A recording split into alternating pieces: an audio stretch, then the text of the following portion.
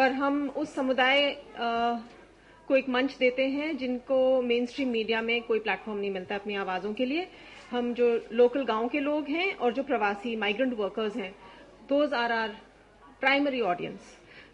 So if you talk about numbers, Gurgaon has an audience, a kind of estimated population of about 20 lakhs, and we are looking at about more than 12 to 15 lakhs as being our target audience. And these are all local villagers and migrant workers in Gurgaon. हम लोग पिछले 3 साल से broadcast कर रहे हैं। 2009 नवंबर से हिंदी और हरियाणवी में प्रसारण करते हैं। दिन में 22 घंटे प्रसारण करते हैं और प्रोग्राम्स हमारा जो एक बहुत की फोकस है कि वहाँ की जो लोकल संस्कृति है और जो हमारे माइग्रेंट वर्कर्स की जो लोकल संस्कृति है पूरे भारत से, उसको एक मंच मिले। इसीलिए हम कोई भी फिल्मी गाने नहीं बजाते हैं। 22 घंटे में से शायद 16 घंटे हम लोग गाने बजाते होंगे और वो सारे गाने जो हैं वो लोकल कम्युनिटी से ही रिकॉर्ड किए गए हैं। और इसके लिए ये नहीं है कि हमने पैसे दिए हों। मंडलियां आती हैं, रिकॉर्ड करके जाती हैं, अपने खर्चे से आती हैं। ना हम पैसे लेते हैं ना हम देते हैं, क्योंकि हम यही कहते हैं कि हमारे पास कोई इतने साधन नहीं है। हम एक एनजीओ हैं, तो हमारे पास कोई इतने साधन नहीं है कि हम आपको पैसे दे पाएं। पर वो पूरी श्रद्धा से आते हैं रिकॉर्ड करने, और उसका जो एक इम्पैक्ट पड़ा है कि लोकल संस्कृति को एक मंच मिला है, उसको तो आप कंपेयर ही नहीं कर सकते। क्योंकि एनसीआर में 11 और एफएम चैनल चलते हैं, एंड जब कोई गुड़गांव में आता है तो कोई हमें कोई कंफ्यूज नहीं करता है कि अच्छा आप कौन से चैनल हैं। आधे टाइम लोग एक दूसरे को कहते हैं वो रागिनी वाला चैनल है ना, वो चला दीजिए। और जब हम लोगों से पूछते हैं, लिसनर्स से पूछते हैं कि आप हमें क्यों सुनते हैं, तो वो यही कहते हैं कि भाई हम अपनी आवाज तो कहीं और सुन ही नहीं सकते। 11 रेडियो स्टेशंस हैं, हम कहीं भी ना अपने गाने सुन सकते हैं ना अपनी भाषा सुन सकते हैं। तो हमारी जो पूरी टीम है वो वहीं के लोगों की है। जैसे वो बात करते हैं वो वैसे बात करते हैं। हमने कोशिश नहीं करी है कि वो आरजेस की तरह, एफएम आरजेस की तरह आवाज करें, बोलें। प्रोग्राम्स हमारे कई हैं। म्यूजिक को छोड़ के करियर्स एक बहुत बड़ा फोकस है कि स्पेशली जो हाई स्कूल के बच्चे हैं और उनके पेरेंट्स, उनको एडवाइस दी जाए कि लोकली गुड़गांव में और एनसीआर में उनके लिए क्या एजुकेशनल अपॉर्चुनिटीज हैं, स्पेशली गवर्नमेंट अपॉर्चुनिटीज, क्योंकि वो महंगी नहीं होती हैं। In many cases they are in fact subsidised, which is a very very popular programme. एक और प्रोग्राम जो बहुत पॉपुलर है वो रोजगार का है, how to start your own very small business. 5,000 रुपए की पूंजी से आप अपना बिजनेस कैसे शुरू कर सकते हो, क्योंकि सबके बस का नहीं है कि वो उनको नौकरी मिल जाए, इतना आसान नहीं है। एक प्रोग्राम जिसमें हम लोग टेक्नोलॉजी का काफी इस्तेमाल कर रहे हैं पिछले 1.5 साल से, वो है गली गली सिमसिम। अब बता रही थी कि सीनियर सिटीजन्स को टारगेट कर रहे हैं, जो बहुत ही इंटरेस्टिंग प्रोग्राम साउंड कर रहा है। हम लोग प्राइमरी स्कूल के बच्चों के लिए प्रोग्राम बनता है in partnership with sesame workshop India trust. तो ये प्रोग्राम जो है क्लास 1-2 के बच्चों के लिए है, और जो आप टीवी पे गली गली सिमसिम प्रोग्राम देखते हैं, ये कम्युनिटी रेडियो पे लाया गया है। और अब जैसे कुछ हमारे यहाँ दोस्त जानेंगे कि 10 कम्युनिटी रेडियो स्टेशन में ये प्रोग्राम चल रहा है आज के दिन। हमारे यहाँ ये पायलट हुआ था, तो हम लोकली अपने 45 गवर्नमेंट प्राइमरी स्कूल्स में ये प्रोग्राम ले गए, और टीचर्स बच्चों को ये प्रोग्राम सुनाती हैं। टीचर्स को एक्टिविटी किट्स दिए गए हैं ताकि वो प्रोग्राम से रिलेटेड एक्टिविटीज बच्चों के साथ कर सकें।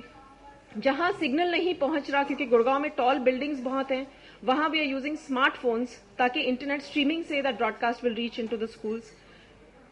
बच्चे जो हैं प्रोग्राम में पार्टिसिपेट कर रहे हैं, टेलीफोनी के थ्रू अपने मैसेजेस आईवीआर सिस्टम में रिकॉर्ड कर रहे हैं। तो बहुत एक कम्युनिटी रेडियो ही मैंने देखा है एक ऐसी जगह है जहां कई सारी टेक्नोलॉजीज कन्वर्ज हो सकती हैं। और जितना हम ये सोचते हैं कि वो कम्युनिटी जो बिल्कुल पहुंच नहीं पा रहे, ना हम उनको पहुंच पा रहे हैं ना वो हमें पहुंच पा रहे हैं, हम अलग अलग टेक्नोलॉजीज का इस्तेमाल करके उनको एक मंच दे सकते हैं। तो और कुछ पूछना हो हमारी वेबसाइट पे आप जा सकते हैं। एड्रेस मेरे से ले लीजिएगा, कोई सवाल। Any questions?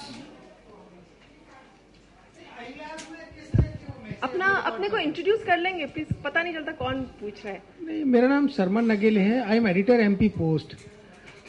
IVRs में जो आपने बताया कि कुछ लोग अपने मैसेज रिकॉर्ड करते हैं, तो किस तरह के बेसिकली वो रिकॉर्ड करते हैं अपने मैसेज? जैसे गली गली सिमसिम की मैं बात करूं तो उसमें जैसे लोग बच्चे जो हैं अगर प्रोग्राम सुन रहे हैं तो वो अगर अपनी बात कुछ प्रोग्राम में जोड़ना चाहते हैं तो वो फोन करते हैं और एक मैसेज आता है, अपना सवाल या सुझाव बीप के बाद रिकॉर्ड कर लीजिए। तो बच्चे अपना एक रिकॉर्डिंग छोड़ जाते हैं, अपना नाम, अपना सुझाव। हमारे रेडियो स्टेशन में भी हमारे जो स्टाफ है वो 8:30 से 5 बजे तक ही स्टूडियो में होते हैं, पर हमारा प्रसारण 22 घंटे चलता है। तो जो रात के टाइम या जिस टाइम फोन नहीं उठता है, छुट्टी के दिनों पे लोग फोन करते हैं, तो वो automatically phone line IVR answering system में चला जाता है। तो ये आंसरिंग सिस्टम ग्रामवाणी ने डिजाइन किया है स्पेशली कम्युनिटी रेडियो के लिए। तो जो लोग हैं अपने, जैसे अगर गाने की कोई रिक्वेस्ट है, कोई उनके पास सुझाव है या कोई सवाल है, वो रिकॉर्ड करके छोड़ जाते हैं। Somebody there. There's a lady there who has a question. Yeah, I can hear you. Huh. Hi, my name is Maggie. I'm from Basics, India. And actually, I was reserving this question for the end. But I have no connection with community radios. But I was wondering, because you are catering to the kind of population that we want to reach out to. I was wondering, what is the scope for private social enterprises to use community radios? कितना अगर हम चाहते हैं, give me an example of a private in the sense social that we want them to know about our organization. Many a times we are unable to reach the target population. Please advertise. That way we'll earn some money. You're talking about sustainability.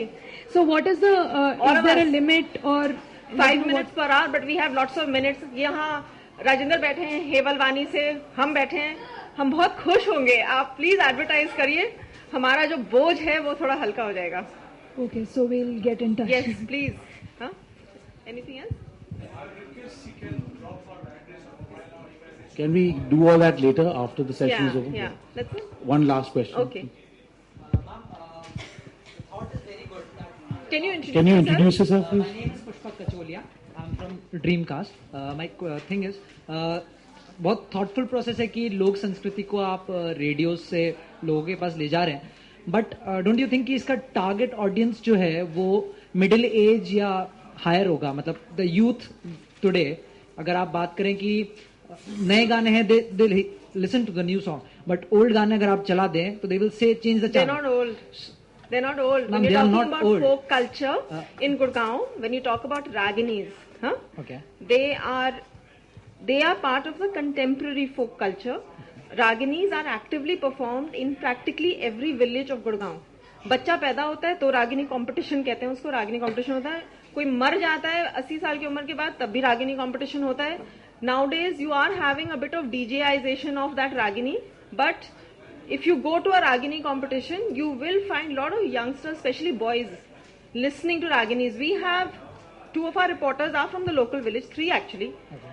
And when a Ragini starts, before it can start, वो गाना शुरू कर देते हैं. They know the songs. So I think it's also in our mind when you think of, are we looking at English-speaking urban youth? Or are we speaking about the youth that are in those villages who are also that bridge generation? गाँव में भी हैं, पर शायद college भी जा रहे हैं. You know, this is that part of Gurgaon that doesn't come out in mainstream media at all. I was thinking about the complete youth. Don't consider it as village youth or the city youth.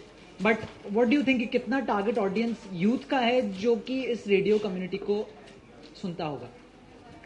Not a very large amount. I would say if you're looking at anybody under 21, then I think between the ages of 14 to 21, maybe not a very large population, because our biggest chunk of listeners are drivers. If you come to Gurgaon, I challenge you to come into any corporate sector, find 10 drivers, and usme se you will not find one who hasn't heard Gurgaon ki awaaz. I challenge you. But you're right. It is our job now to reach this college-going population, which is in Gurgaon. Which is you're looking at about 20,000 students in Gurgaon's government colleges. Okay. But I'm not talking about the English-speaking youth. Right, because in the future, this we are going to have a discussion over that. We're going to have a discussion at the end of the session, so we can save this for later. because otherwise we'll run out of time for presenters. Thank you.